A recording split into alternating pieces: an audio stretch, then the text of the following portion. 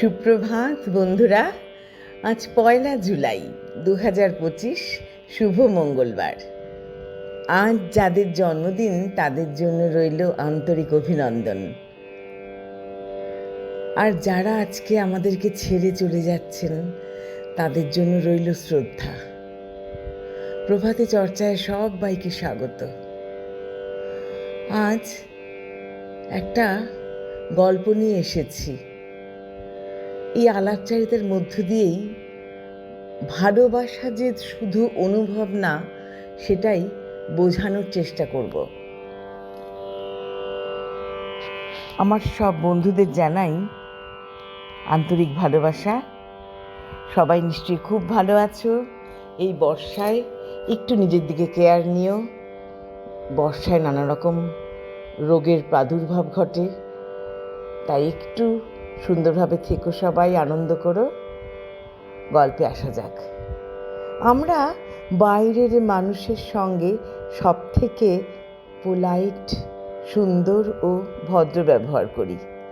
দোকানে, অফিসে, রাস্তায় তাদের ভুলগুলোকে আমরা মাফ করে দিই, বেনিফিট অফ দ্য ডাউট দিই।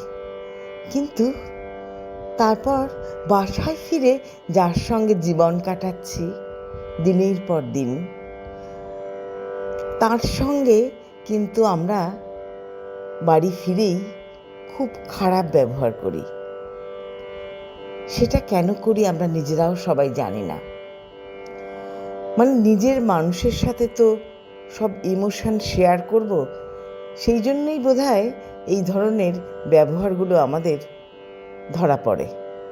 যে মানুষটা আপনার ক্লান্তি, হতাশা, দুশ্চিন্তা সব কিছু ভাগ করে নেয়, তিনি ডিজার্ভ করেন আপনার সবচেয়ে নরম, সচেতন ভার্সনটা।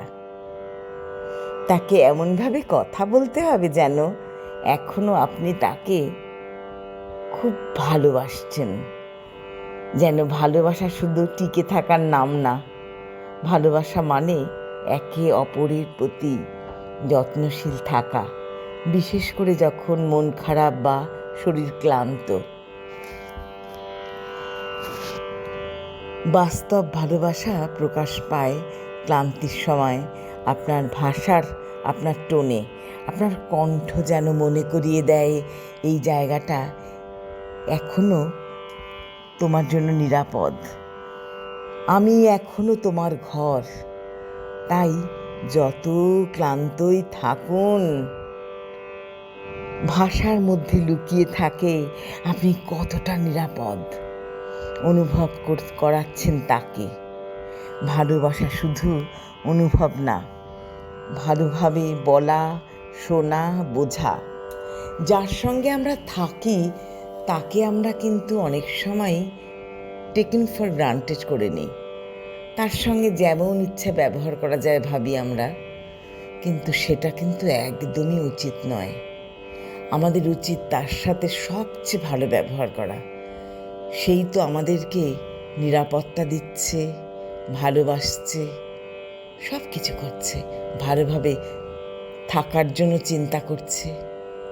আমরা যদি তার সাথে খারাপ ব্যবহার করি আর বাইরের মানুষের সাথে ভালো ব্যবহার করি, এটা কিন্তু একদমই কারোরই করা উচিত না। আমি সবার জন্যই কথাগুলো বলছি প্রভাতী চর্চায়, তাই এই টপিকটাই আজকে নিয়ে এসেছি। ভালোবাসা কিন্তু একটা বোঝা না, এটা কিন্তু সত্যিকারের ভালোবাসা হতে হবে। তাকে বুঝতে হবে, সেও যেন আমাদেরকে বুঝতে পারে। সেইভাবেই একটা ভালোবাসার কোণ তৈরি করতে হবে। কেউ যেন কাউকে মনে আঘাত দিয়ে কথা না বলে, সেটাও ভীষণ জরুরি। এইভাবেই আমাদের ভালোবাসা তৈরি হয়। এই যে আমাদের প্রভাতী চর্চা, আমি রোজ আপনাদের কাছে এসে যাই। আপনারা নিশ্চয়ই আমাকে সবাই খুব ভালোবাসেন।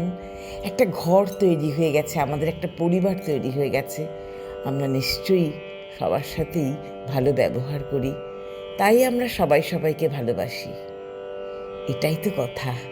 সেই জন্যই আরেকবার মনে করিয়ে দেব, যার সঙ্গে আমরা থাকি সে আমাদের স্বামী হতে পারে, ছেলে হতে পারে, ছেলের বউ হতে পারে, তাদের সাথে কিন্তু আমাদের সবসময় ভালো ব্যবহারটাই করতে হবে। একটু আলতোভাবে কথা বলা, একটু ক্লান্ত হয়ে গেলে তাদের কাছ থেকে একটু আশা করা যে তারা যেন আমাদের সাথে ভালো ব্যবহার করে, সব মিলিয়েই একটা ভালোবাসার একটা বন্ধন তৈরি করতে হবে। এই আলাপচারিতার মধ্যেই আজকে ছিলাম। সবাই খুব ভালো থেকো, আনন্দে থেকো।